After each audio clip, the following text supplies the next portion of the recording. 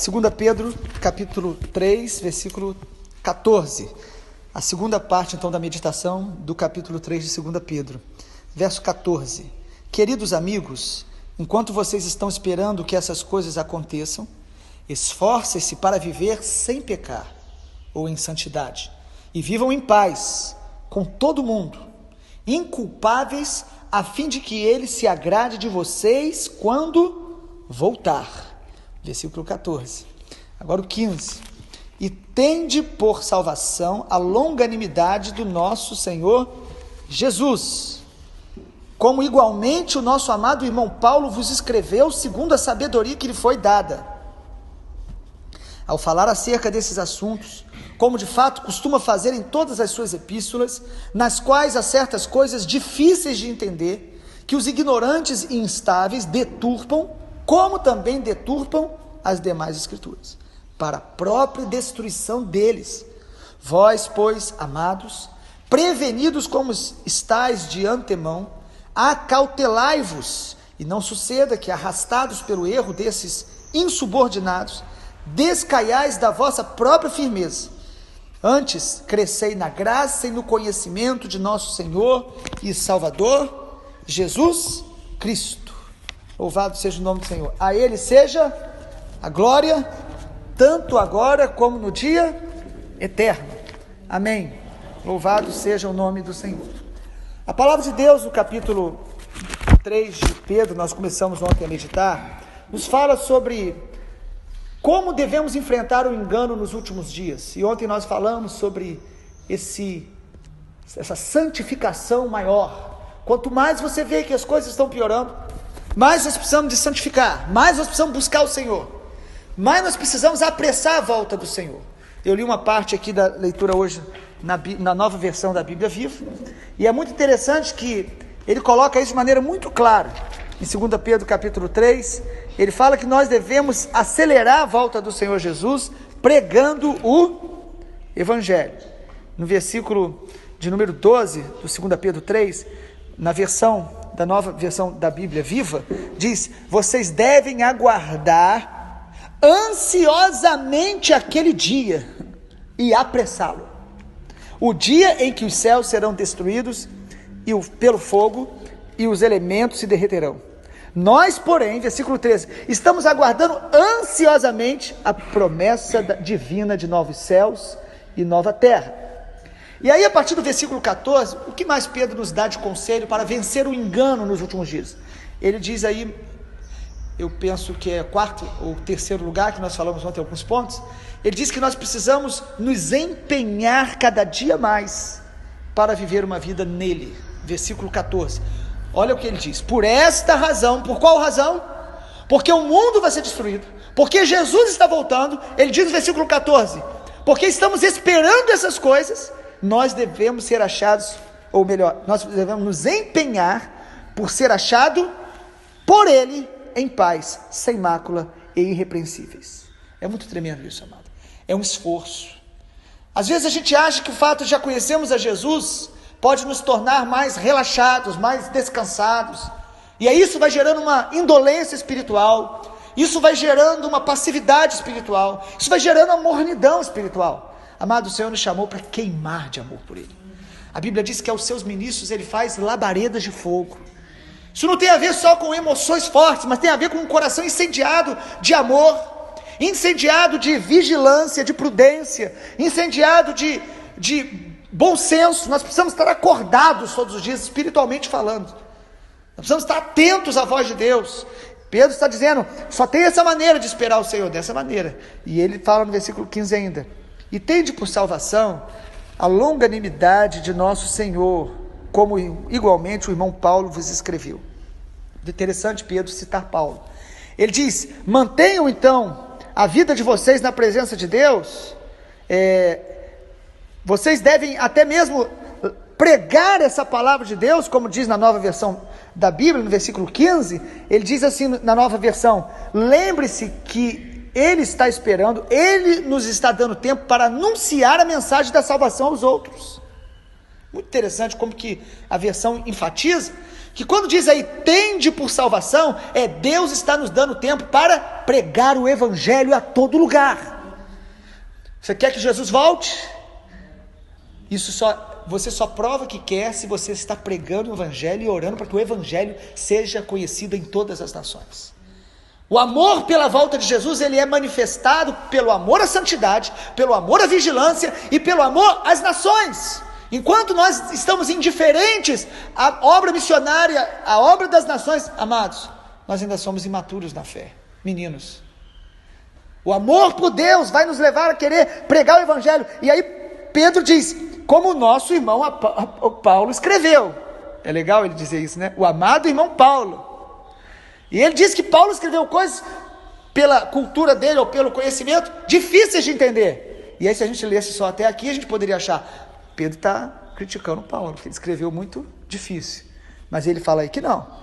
Ele diz que Paulo escreveu coisas difíceis que os ignorantes e instáveis deturpam. Aí você podia dizer, mas Paulo podia ter escrito mais simples. E aí Pedro diz, eles também fazem o mesmo com as demais escrituras. A maneira que nós lemos a Bíblia, o coração que a gente vai a ela, vai definir o quanto ela vai nos libertar, curar, ou se nós vamos distorcê-la.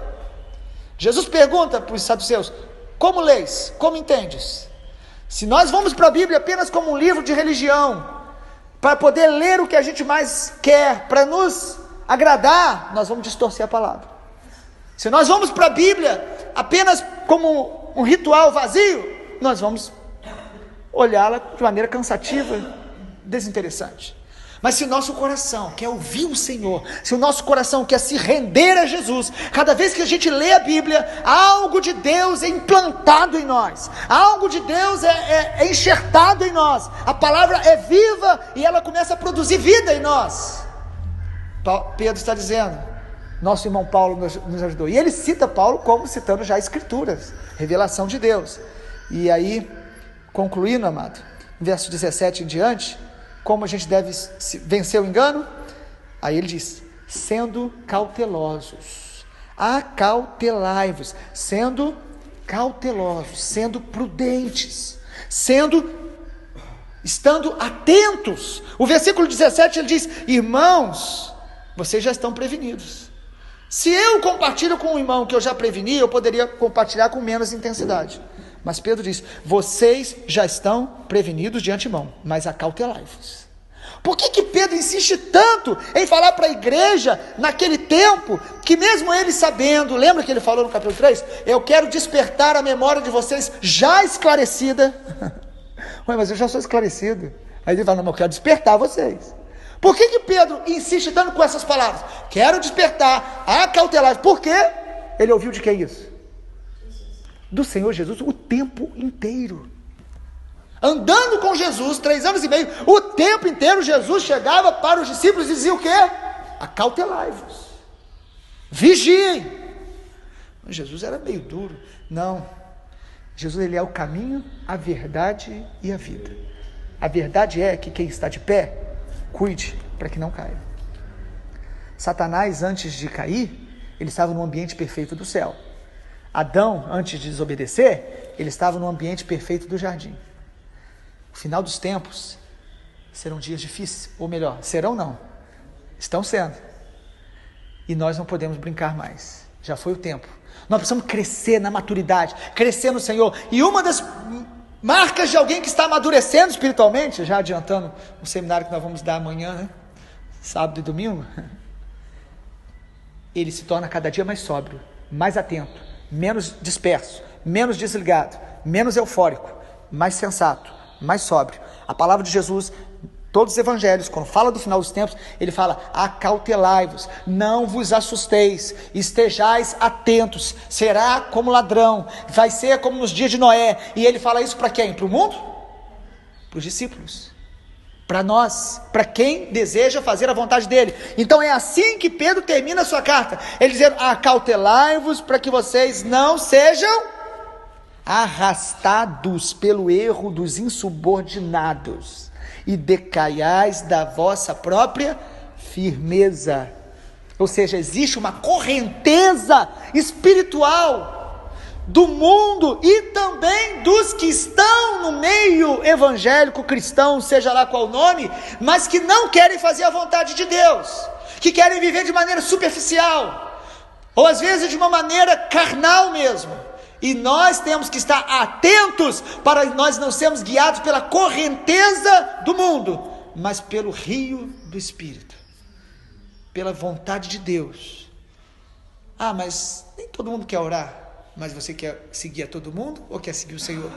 Ah, mas nem todo mundo está vivendo uma vida tão plena para Deus. E quem é o seu modelo? Quem é o seu referencial? Jesus te chamou para se parecer mais com Ele, querido.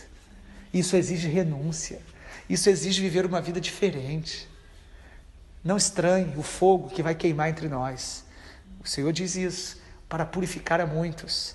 Às vezes algumas provas Deus usa para nos acordar e nos trazer para mais perto dEle. Nós precisamos estar atentos. Pedro termina com uma palavra de clareza espiritual. E aí ele conclui no versículo 18, dizendo: antes, ou seja, ao invés de ser arrastado por esses enganos, ao invés de seguir os insubordinados, insubordinado fala de pessoas que não se submetem à autoridade de Deus e nem à autoridade que o Senhor coloca sobre nós. E aí ele termina dizendo o que? Antes, crescei na graça, no conhecimento, de quê? Teológico? Eu estou crescendo, estou lendo a Bíblia toda, estou aprendendo um monte de coisa, tem gente enchendo a mente de informação. O que nós precisamos é encher a mente de intimidade, o coração de intimidade. Nós precisamos conhecê-lo. Pastor, mas eu já conheço. Nós precisamos ter intimidade com o Senhor, conhecê-lo. Ele diz: cresça na graça e no conhecimento do nosso Senhor e Salvador Jesus Cristo. Conhecê-lo na plenitude de quem Ele é, não uma caricatura de Jesus, não um Jesus segundo a tua imagem e semelhança, porque nós nos tornamos semelhantes àquele a quem adoramos. Muitas vezes somos discípulos pequenos, porque servimos a um Jesus pequeno, não que Ele o seja, mas nós o tornamos.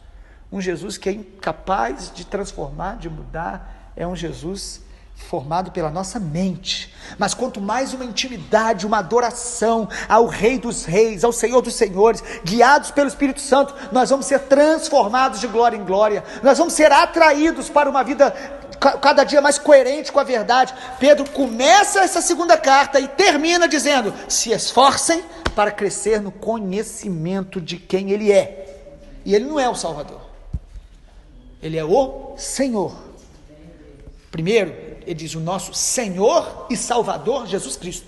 Se nós perguntarmos quem quer receber Jesus como Salvador, todos querem uma salvação sem responsabilidade.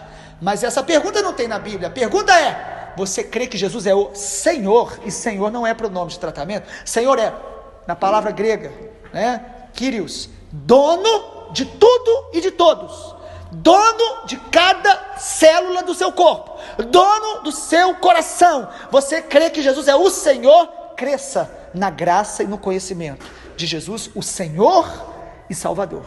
Ele só é Salvador de quem Ele é Senhor. Nós precisamos pregar o Evangelho do Reino. O Evangelho do Reino de Deus é que Ele é o Rei dos Reis, o Senhor dos Senhores. Por isso a Ele seja a glória, tanto agora como no dia eterno. Que visão maravilhosa que nós recebemos do Senhor através dessa carta. O Senhor Jesus nos abençoe poderosamente.